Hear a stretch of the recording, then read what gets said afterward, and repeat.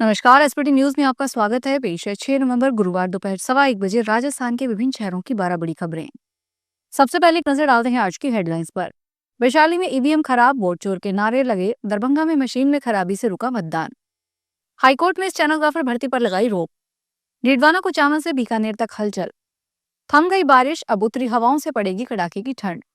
राजस्थान में 1800 करोड़ रुपए की राशि के वारिस नहीं। और अब खबरें विस्तार से सुनिए।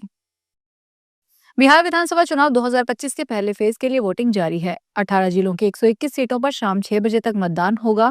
इसमें 104 सीटों पर सीधा मुकाबला है, जबकि 17 सीटों पर त्रिकोणीय लड़ाई है। बिहार की 243 सीटों पर 2 फेज में चुनाव हो रहे हैं। 14 नवंबर को नतीजे आएंगे। वैशाली के लालगंज के बूथ नंबर 334, 335 में ईवीएम खराब होने पर लोगों ने वोट चोर के नारे लगाए। बूथ पर जमकर हंगामा हुआ। दरभंगा के बूथ नंबर 153 पर ईवीएम खराब होने से वोटिंग शुरू नहीं हुई है। राघोपुर में भी ईवीएम खराब होने से मतदान रोकना पड़ा है। पटना में वेटनरी कॉलेज बूथ पर लालू परिवार ने वोट डाला। लालू राबड़ी तेजस्वी और उनकी पत्नी राजश्री बहन मीसा भारती ने मतदान किया। राजस्थान हाईकोर्ट ने प्रक्रियाधीन स्टेनोग्राफर निजी सहायक ग्रेड 2 सीधी भर्ती पर रोक लगा दी है। न्यायाधीश अशोक कुमार जैन ने दिनेश शर्मा व अन्य की याचिका पर यह आदेश दिया। साथ ही टाइपिंग की गलतियों में 5% की अतिरिक्त छूट देकर नियुक्ति करने के मामले में कर्मचारी चयन बोर्ड से जवाब तलब किया है। अब इस मामले में 24 नवंबर को सुनवाई होगी। प्रार्थी पक्ष की ओर से राजस्थान हाईकोर्ट को बताया गया कि फरवरी 2024 में 400 से अधिक पदों के लिए स्टेनोग्राफर निजी सहायक ग्रेड 2 सीधी भर्ती परीक्षा आयोजित हुई।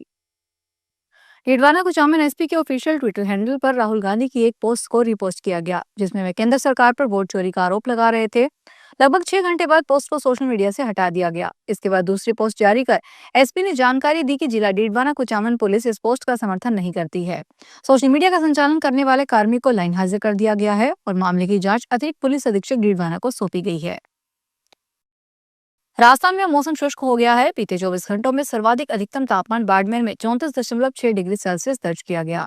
साथ ही उत्तरी हवाएं चलने से राजस्थान में सर्दी का जोर बढ़ता जा रहा है और न्यूनतम तापमान में गिरावट दर्ज की जा रही है। मौसम विभाग के अनुसार शुष्क मौसम के कारण आगामी दिनों में न्यूनतम तापमान में 2 से 5 डिग्री सेल्सियस गिरावट के आसार है। बारिश थमने के बाद मौसम विभाग ने किसी प्रकार की कोई चेतावनी नहीं दी है। राजस्थान के सभी जिलों में आज से 11 नवंबर तक आसमान साफ रहेगा और मौसम शुष्क रहेगा। हालांकि ठंड धीरे धीरे बढ़ेगी, जिससे इस महीने के आखिर तक कोहरे के साथ कड़ाके की ठंड पड़ने की संभावना है। राजस्थान में लगभग 64 लाख बैंक खाते ऐसे हैं जिनमें कुल 1800 करोड़ रुपए की राशि लावारिस है। बैंक इस पैसे को उनके सही हकदारों तक पहुंचाना चाहते हैं, लेकिन इसके लिए जरूरी है वारिस स्वयं बैंक तक पहुंचे। कई खाता धारकों को या तो अपनी जमा राशि के बारे में जानकारी नहीं है या उनकी मृत्यु हो चुकी है।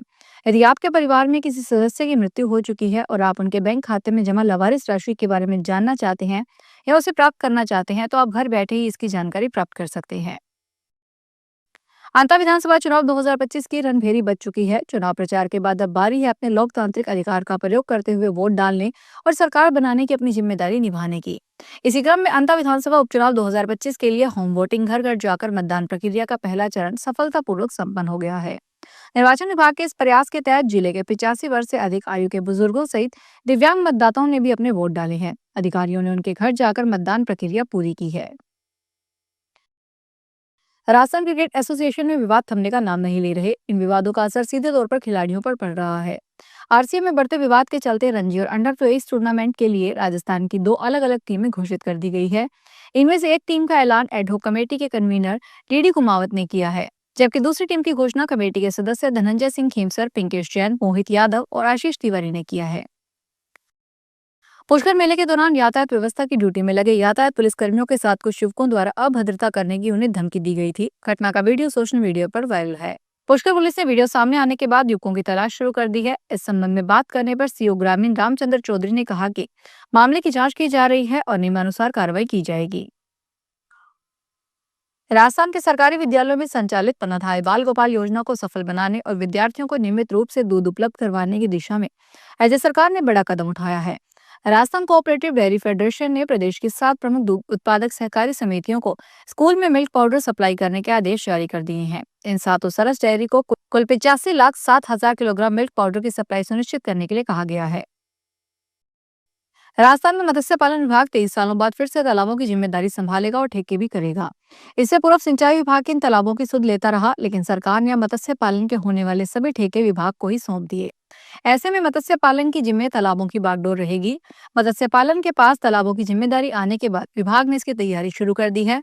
पंचायत राज में तालाबों की जिम्मेदारी, ठेकों की स्थिति आदि मंगवा रहा है। भीलवाड़ा के कोटड़ी पंचायत समिति ने स्वच्छता और पर्यावरण संरक्षण की दिशा में एक महत्वपूर्ण पहल की है।